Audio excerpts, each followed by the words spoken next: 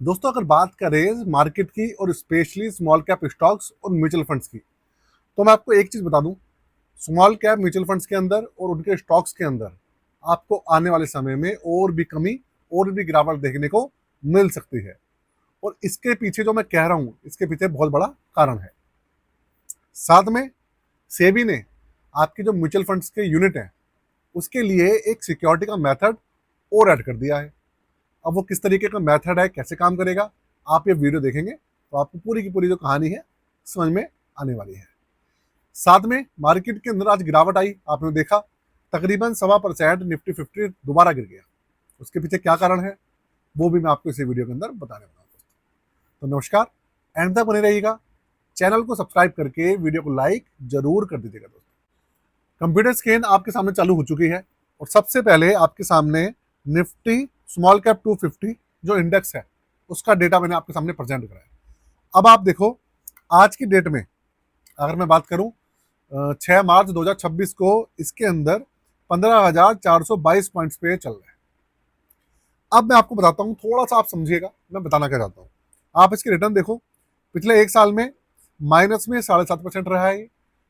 6 महीने का देख लीजिए, 6 महीने में 0.9% माइनस में है, 3 महीने में 6.5% फिर माइनस में है, और पिछले एक महीने में ये करीबन 0.3% माइनस में है।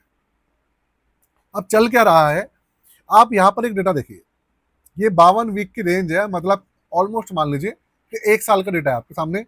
एक साल में जो इंडेक्स है, जो लोएस्ट गया था वो था 13,314 पॉइंट्स, और जो हाईएस्ट गया था वो था 18,077 पॉइंट्स। और अगर आप 2-3 महीने पहले जाएंगे तो यहाँ पर जो हाईएस्ट पॉइंट आपको दिखता है ना एक साल का, वो 18,565 था। क्योंकि अब नया साल आ गया है, 3 महीना हम इधर आ गए और क्रैश को चलते हुए काफी समय हो गया, इसलिए यहाँ पर जो हाईएस्ट था वो घट गया। बीच में 26,600 पे भी गई थी, लेकिन उस समय भी हमारा जो निफ्टी स्मॉल कैप 250 इंडेक्स था, या आप दूसरे स्मॉल कैप इंडेक्स देख लीजिए बीएससी का, उसके अंदर रिकवरी नहीं हुई थी। रिकवरी कैसे? निफ्टी 50 के अंदर पूरी रिकवरी हो चुकी थी 26,000 पॉइंट्स पे, और वैसे भी रिकवरी दिख गई थी। मतलब अगर हम रिटर्न्स के पॉइंट ऑफ व्यू से देखें तो स्टॉक्स के अंदर भी रिकवरी रिकवरी दिख रही थी और निफ्टी 50 के अंदर भी रिकवरी दिख रही थी। सेम चीजें जो मिड कैप 150 है इंडेक्स है, उसके अंदर भी रिकवरी पूरी दिख गई थी स्टॉक्स के अंदर, और उसका जो इंडेक्स है उसमें भी रिकवरी दिख गई थी। मतलब दोनों चीजें मैच करते हुए चल रही थी। लेकिन ये जो इंडेक्स है ना स्मॉल कैप 250, इसमें क्या कहानी है, ये निफ्टी भले हाईएस्ट मार के आ गया, लेकिन ये भाई साहब 16,200 पॉइंट से ऊपर गए नहीं। आप समझो, निफ्टी 26,600 से गिरकर दोबारा 24,500 पॉइंट्स पे आ गया, और ये भाई साहब 15,422 पॉइंट के आसपास अभी भी चल रहे हैं। भाई गिरावट तो इसके अंदर आएगी भी। अब इसके पीछे कारण क्या है? एक तो जो स्मॉल कैप इंडेक्स है हमारा, वो अंडर प्रेशर चल रहा है। मतलब जो 250 कंपनीज हमारी, वो चल रही है अंडर प्रेशर। प्रेशर किस चीज का? देखिए, स्मॉल कैप कंपनी जो होती है ना, वो ऐसी होती है जिनका टोटल जो वैल्यूएशन होता है वो 5,000 करोड़ के आसपास होता है, उससे नीचे होता है, 2-2.5 हजार करोड़ होता है। या बहुत सारी कंपनी तो ऐसी होती है 500 करोड़ 1,000 करोड़ के आसपास उनका टोटल टर्नओवर होता है।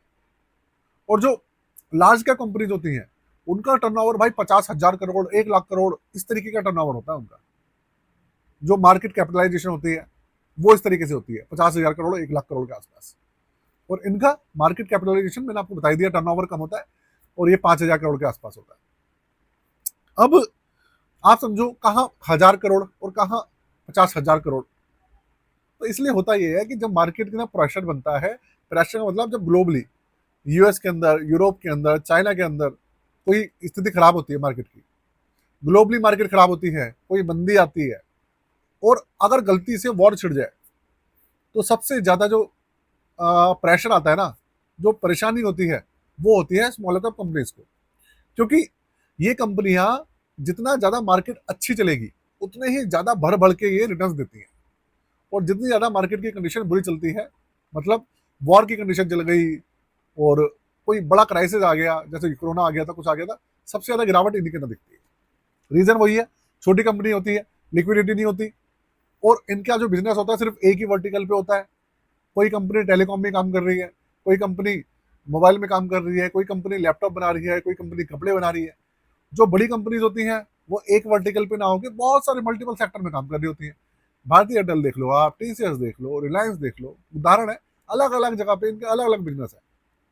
अगर दो चार बिजनेस के ऊपर डाउन आ भी गया तो वहां से उनको रिकवरी होती रहती है, तो इसलिए उनकी लिक्विडिटी के ऊपर कोई भी फर्क एस एच नहीं पड़ता, इसलिए वो प्रेशर में भी कम आती है। और यही काम है मिड कैप दोनों के बीच की कंपनियां होती हैं, तो वो भी एक बार के लिए प्रेशर झेल जाती है। मतलब मैं ये नहीं कह रहा पूरा प्रेशर झेलती है, लेकिन फिर भी काफी हद तक प्रेशर झेल जाती है। अब इसमें हो क्या रहा है, जिस तरीके की पोजीशन चल रही है, आप समझो इन स्टॉक्स के अंदर और ज्यादा करेक्शन देखने को आपको मिलने वाला है। और करेक्शन देखने को मिलेगा तो होगा ये कि आपको म्यूचुअल फंड्स गिरते हुए दिखेंगे, आपको जो इनके ईटीएफ है और स्टॉक्स अगर आप लेके बैठे हैं तो सबके अंदर गिरावट होगी, भले वो बंधन हो, क्वांट हो, निप्पन हो, टाटा हो। 50 हमारे म्यूचुअल फंड्स हैं स्मॉल कैप कैटेगरी के, सबके अंदर गिरावट दिखेगी, ये बात आप याद रखिएगा। हाँ, ऐसा हो सकता है कि कोई म्यूचुअल फंड अच्छा कर ले। अच्छा कैसे कर ले, मतलब वो अपने पोर्टफोलियो के अंदर 65% रख ले स्मॉल कैप, बाकी लार्ज कैप ऐड कर ले, मिड कैप कर ले और गोल्ड वोल्ड ऐड कर ले, जिससे कि वहां से उसको रिकवरी हो जाए और वो इतनी गिरावट में ना जाए। लेकिन अगर एक प्रॉपर स्मॉल कैप फंड है जिसके अंदर 80-90% तक जो हिस्सेदारी है वो स्मॉल कैप स्टॉक्स की है, तो उनके अंदर आपको मेजर गिरावट देखने को मिलेगी। तो उसको देखकर पैनिक में मत आइएगा। और ये कुछ समय जब तक ये ईरान का और अमेरिका का जो प्रॉब्लम चल रही है तब तक आपको देखने को मिलेगा। जब ये प्रॉब्लम सॉल्व हो जाएगी तो आपको ये सब चीज़ें जो है दोबारा से सॉल्व होती हुई दिखेंगी और स्मॉल कैप फंड हमारा जितने भी हैं, इंडेक्स है, स्टॉक्स हैं, वो आपको तेजी से चलते हुए दिखेंगे। मतलब मार्केट की कंडीशन जैसे ही नॉर्मलाइज होगी ग्लोबली, आपको स्मॉल कैप फंड्स चलते हुए नजर आ जाएंगे। जब तक मार्केट नॉर्मल नहीं होगी ग्लोबली, वॉर वगैरह कम नहीं होगी, तब तक आपको स्मॉल कैप फंड चलते हुए नजर नहीं आएंगे तेजी से। हल्के फुल्के तो चलेंगे लेकिन तेजी से नहीं चलेंगे। चलिए, ये तो बात हो गई हमारी स्मॉल कैप कंपनीज की। अब बात करते हैं कि सेबी ने एक एक्स्ट्रा लेयर कैसे दे दी आप लोगों को। एक नया फीचर लॉन्च करा है सेबी ने, 30 अप्रैल से लॉन्च हो जाएगा।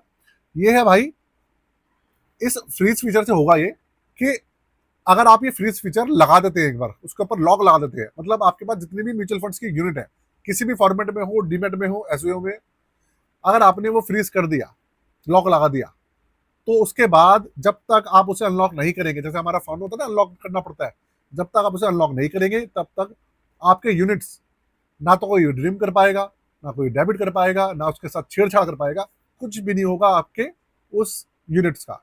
यहां तक कि आप भी कुछ नहीं कर पाएंगे। आपको सबसे पहले उस फीचर को अनलॉक करना पड़ेगा, तब जाके वो दोबारा से आप सारी चीजें कर पाएंगे। अब आप ये कर कैसे पाएंगे, फीचर कब से मिल रहा है?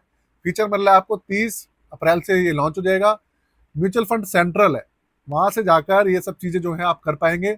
और वहां पर मतलब एनालिसिस्ट भी बैठे हैं, सब चीजें करने वाले लोग बैठे हैं, वहां से आपको ये सारी जो सुविधाएं हैं ऑनलाइन जाकर मिल जाएगी। बाकी ज्यादा डिटेल्स इसकी आने वाले समय में 30 अप्रैल से पहले आ जाएगी।